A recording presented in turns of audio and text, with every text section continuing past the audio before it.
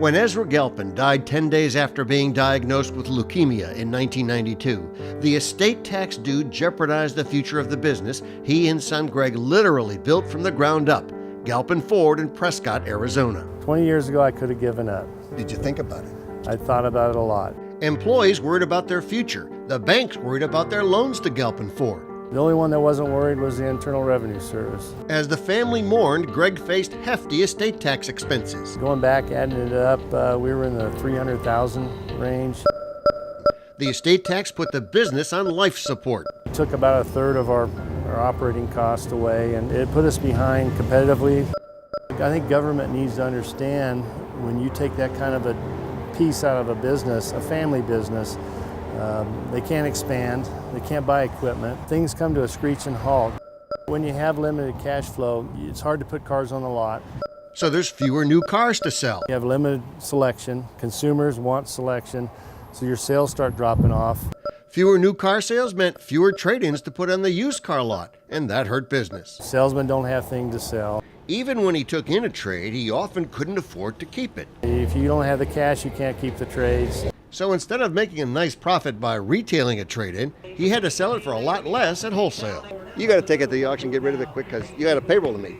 That's correct, yeah. Less cash also limited what he could buy at the auction. And so your selection goes down. With the future in doubt, some key employees quit. They want to have a sound future, so we ended up losing a few of those that were hard to replace. We lost several, salesmen.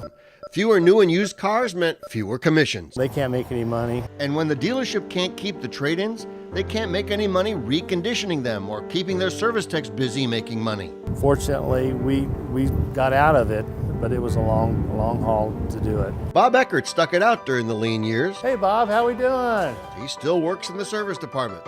Warranty administrator Sarah Dennison was also part of the comeback team. So was Ford Motor Credit, which loaned him money when nobody else would. Funds that gave Galpin a chance. Over the next 10 years or so, we finally dug out a hole, and it was a deep hole.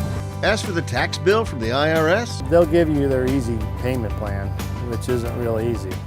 New car dealers are the last family-run stores on Main Street, USA. Father-son and father-daughter teams own dealerships in every community.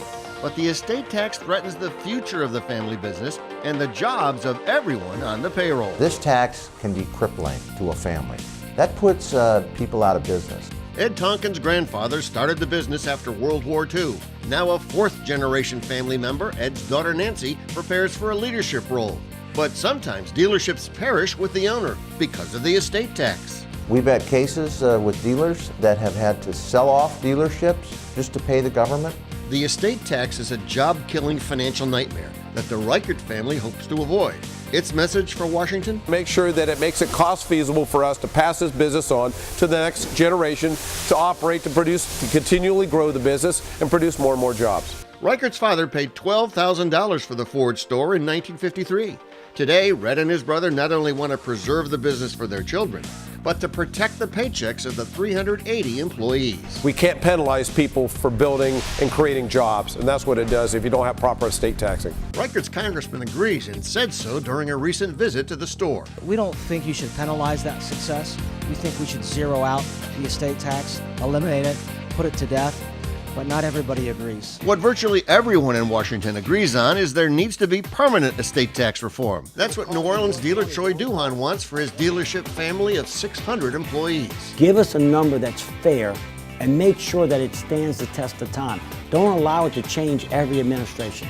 The estate tax hinders job growth because dealers have high annual estate tax planning expenses. Some pay hundreds of thousands of dollars in life insurance premiums every year. Those expenses don't create a single dealership job. This is money that could be better used in the community, could be better used for job creation in the dealership, which is what this country sorely needs. And to get estate tax reform that preserves and creates jobs, T-Berry says dealers should make it personal when talking to their members of Congress. They need to tell their story. I mean, their story is a personalized story of how their business operates, how it started, how they're going to keep it going, how the family's involved in the business. They just need to tell their personalized story and what the return of the estate tax to 2001 levels means for them in terms of their planning and their future as a business.